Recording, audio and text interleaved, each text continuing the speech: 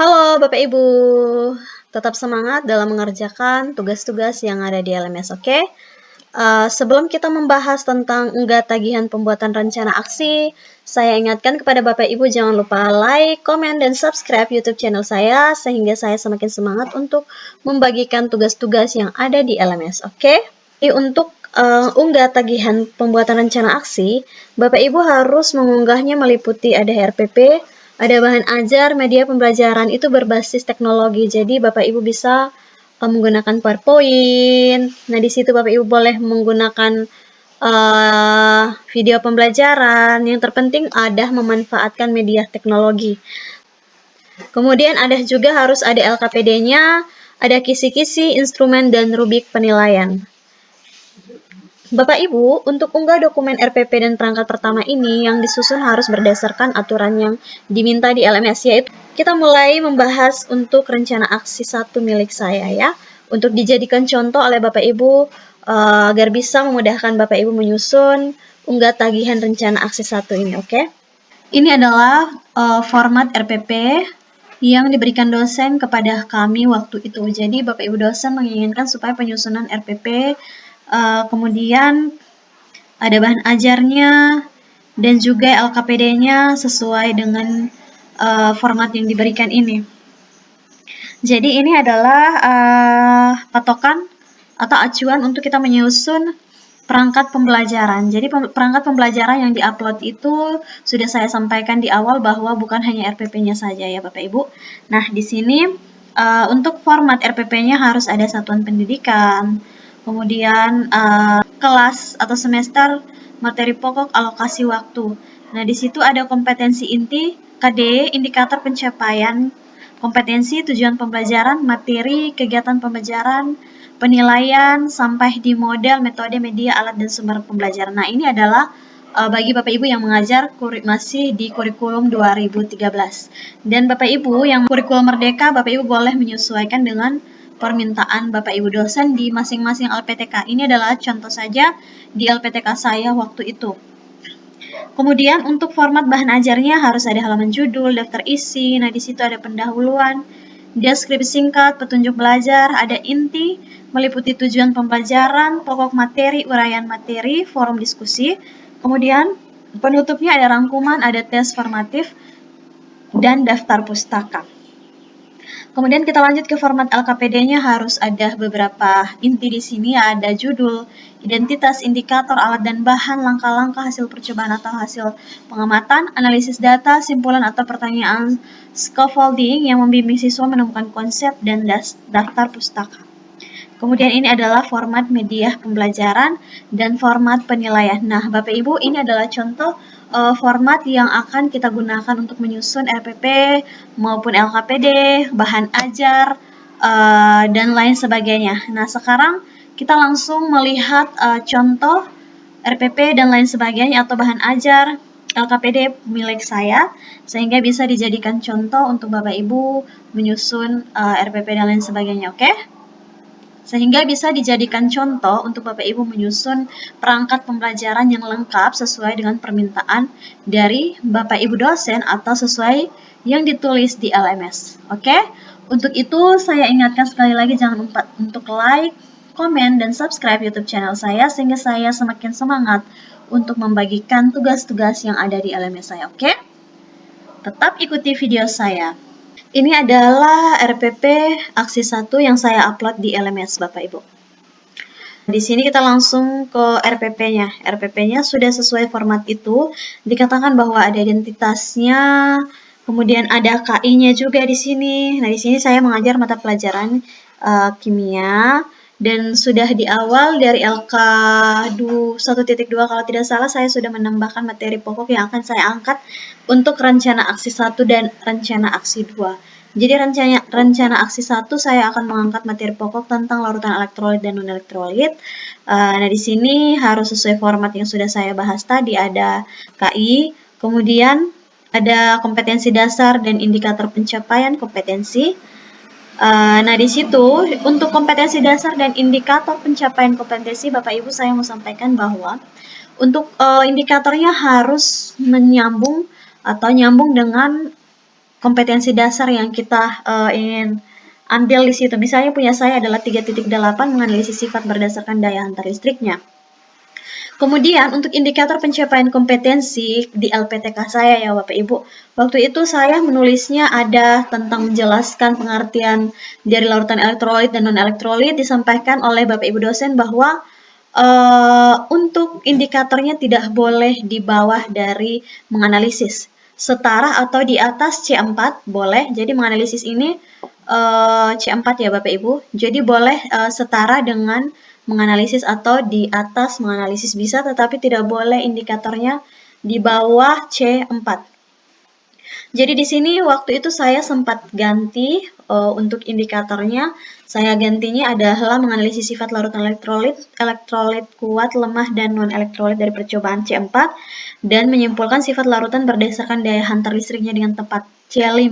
Nah, Bapak Ibu, untuk itu saya mau menyampaikan bahwa jika Bapak Ibu pada saat mengerjakan tugas-tugas ini karena waktunya sangat mepet dan memang banyak sekali tugas yang diselesaikan, Bapak Ibu boleh dulu upload saja perangkat pembelajaran yang ada dulu. Kalau misalnya belum disesuaikan dengan formatnya, kalau sudah atau ada waktu lebih untuk menyelesaikannya atau mengerjakannya sesuai langkah-langkah yang diberikan oleh Bapak Ibu dosen, ya sudah diupload seperti itu. Tetapi kalau belum, ya sesuai apa adanya dulu. Yang terpenting Bapak Ibu sudah berusaha mengerjakan yang terbaik, diupload dulu di LMS. Baru setelah itu, kalau misalnya sudah ada waktu lagi, baru Bapak Ibu melakukan perbaikan berdasarkan format-format yang diberikan oleh Bapak Ibu dosen di LPTK Bapak Ibu. Bapak Ibu boleh mengupload ganti di LMS. Artinya menghapus unggahan yang awalnya dan mengupload yang Bapak Ibu sudah revisi, istilahnya revisi berdasarkan format yang diberikan oleh Bapak Ibu dosen. Oke, jadi tidak jadi masalah selagi LMS atau tugas-tugas atau unggahan itu belum diberi nilai, kita masih bisa untuk mengganti atau mengupload ulang sesuai dengan yang seharusnya. Jadi tidak perlu Bapak Ibu takut atau jangan khawatir. Yang terpenting Bapak Ibu sudah berusaha memberikan yang terbaik atau mengerjakan yang terbaik. Jika sampai waktunya sangat mepet, Bapak Ibu belum bisa untuk menyusun perangkat pembelajaran sesuai dengan format yang diberikan oleh Bapak Ibu dosen, ya sudah upload dulu yang ada, kemudian direvisi dulu baru mengganti upload. Selagi belum diberi nilai ya, sebelum Bapak Ibu dosen memeriksa unggahan-unggahan Bapak Ibu sekalian. Oke? Nah, kemudian berdasarkan format yang disampaikan oleh Bapak Ibu guru, kita lanjut adalah tujuan pembelajaran. Jadi tujuan pembelajaran Bapak Ibu silahkan disesuaikan dengan indikator-indikator yang akan dicapai untuk rencana aksi 1 ini. Jadi untuk rencana aksi 1, jadi ada 2 pertemuan, jadi pertemuan 1 dan pertemuan 2. Begitu pula nanti dengan rencana aksi 2 ada 2 kali pertemuan 1 dan pertemuan 2. Jadi 2 rencana aksi ini waktu angkatan kami itu ada rencana aksi 1 2 kali PPL dan juga rencana aksi 2 itu 2 kali PPL, tetapi tergantung kebijakan dari LPTK masing-masing. Tujuan pembelajaran Bapak Ibu boleh sekalian dituliskan untuk pertemuan ke-1 atau pertemuan pertamanya tujuan apa, kemudian juga untuk pertemuan keduanya membahas tentang apa.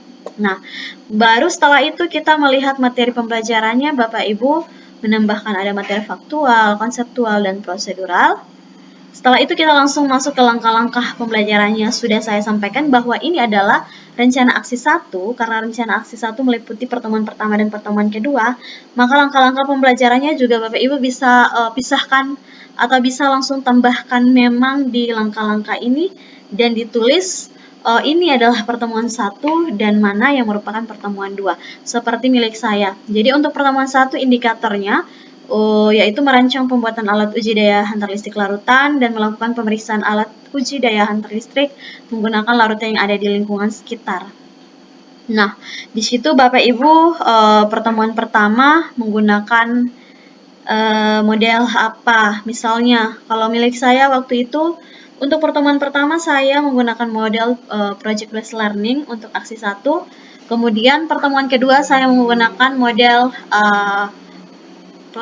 problem based learning. Tetapi waktu itu kami disampaikan untuk satu rencana aksi itu satu model.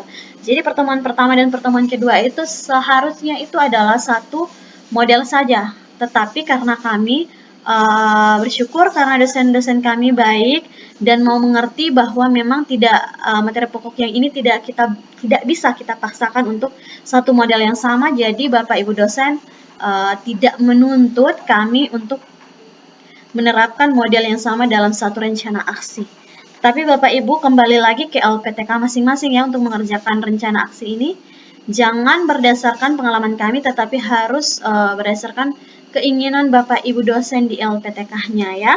Kalau misalnya Bapak Ibu dosen menginginkan untuk satu rencana aksi, satu model, ya Bapak Ibu ikuti. Tetapi kalau misalnya seiring berjalannya waktu dan bisa dikasih kebijakan untuk satu rencana aksi boleh dua model yang berbeda, misalnya PJBL dan PBL, rencana aksi 1, kemudian aksi 2, boleh dua-duanya PBL ataupun sebaliknya, itu semua tergantung dari keinginan Bapak Ibu dosen di LPTK-nya, oke? Nah, di sini saya tidak lagi membahas secara mendetail tentang langkah-langkah pembelajaran karena ini semua mata pelajaran pasti memiliki materi yang berbeda.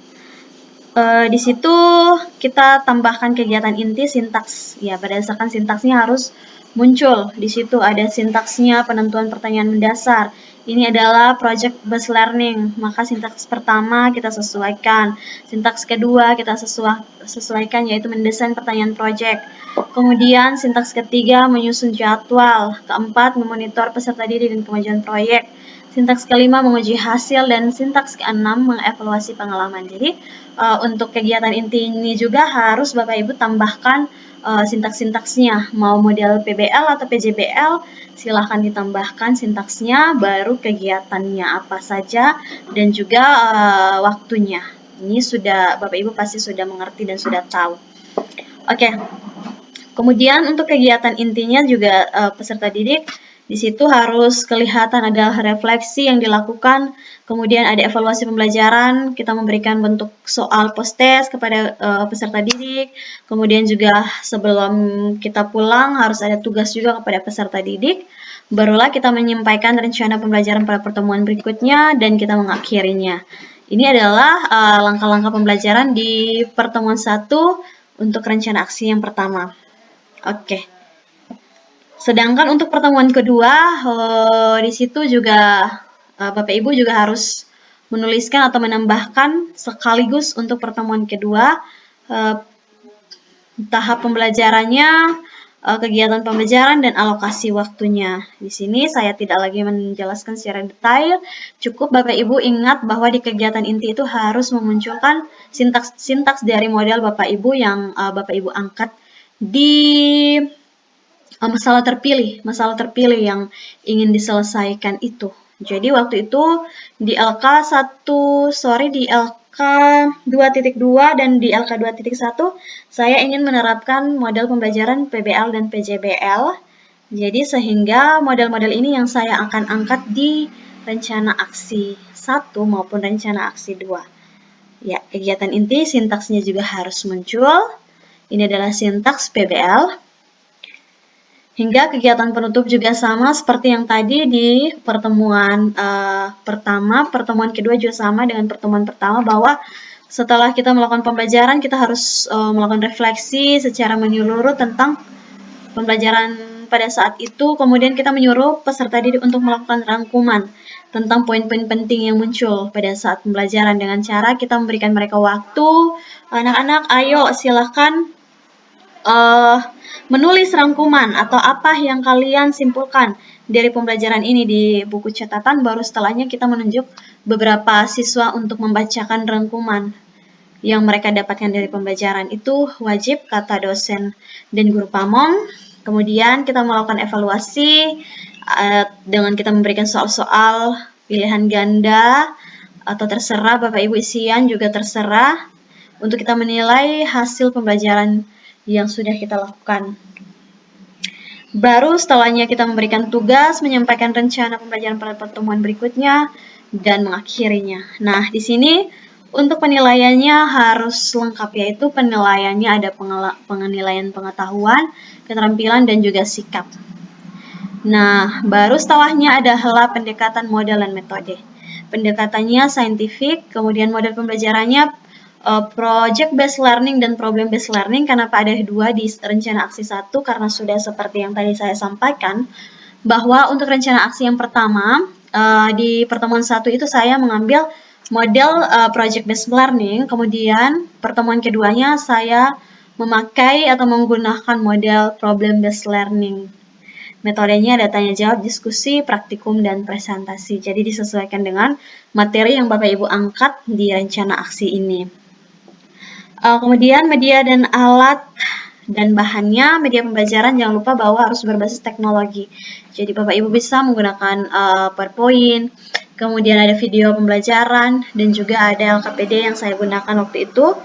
Alatnya yaitu laptop dan LCD proyektor. Dan lain sebagainya disesuaikan dengan keadaan di sekolah Bapak Ibu. Yang terpenting harus berbasis teknologi. Jadi harus berbasis teknologi, saya ulangi sekali lagi. Di sini pendobelan. Jadi pendekatan ini seharusnya sudah saya hapus, langsung ini di sumber belajar. Oke, kita langsung masuk di instrumen penilaian. Instrumen penilaiannya untuk pengetahuan kognitifnya waktu itu saya memberikan soal pilihan ganda. Untuk pengetahuan ini sebelum kita memberikan soal juga harus ada kisi-kisi soal pertemuan pertama dan pertemuan kedua, harus ada kisi-kisinya seperti yang terlampir. Kemudian baru kita menuliskan soal post-testnya ini. Ini adalah soal-soal yang waktu itu saya berikan kepada anak-anak setelah pembelajaran di pertemuan pertama selesai. Kemudian ini adalah penilaian keterampilan, ada rubriknya juga. Baru setelahnya penilaian sikapnya, ada rubriknya juga. Dan ini adalah lembar penilaian pengetahuan kognitif untuk pertemuan 2. Ada kisi-kisi juga, baru soal-soalnya ini. Kemudian ada juga lembar pengamatan sikapnya. Dan juga lembar observasi dan kinerja, presentasi. Iya. Sekarang kita mulai bahas untuk bahan ajar. Bahan ajarnya berdasarkan format-format yang sudah berdasarkan format yang atau langkah-langkah yang disampaikan oleh Bapak Ibu dosen. Ada kata pengantar. Kemudian ada daftar isi, ada petunjuk penggunaan bahan ajar, identitas, KI, KD, dan indikator. Kemudian tujuan pembelajaran, uraian materi,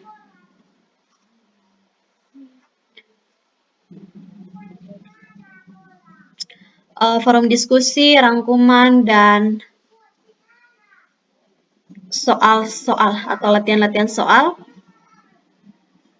Kemudian daftar pustaka. Ini adalah contoh LKPD yang saya upload waktu itu. LKPD-nya ada identitasnya di atas, ada indikator. Kemudian ini ada ini adalah LKPD untuk project based learning seperti yang tertera di sini.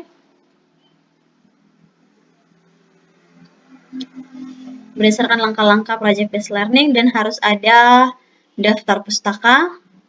Kemudian ini untuk pertemuan 2 juga sama. Ada daftar pustaka juga. Oke, jadi ini adalah yang akan kita upload. Jadi bagi Bapak Ibu yang ingin mendownload rencana aksi 1 milik saya dan juga format atau langkah-langkah penulisan RPP dan lain sebagainya, Bapak Ibu boleh cek di kolom deskripsi, ataupun jika ada pertanyaan yang ingin disampaikan kepada saya, silakan tuliskan di kolom komentar. Oke, tetap semangat, jangan lupa like, komen, dan subscribe YouTube channel saya. Oke, sampai jumpa.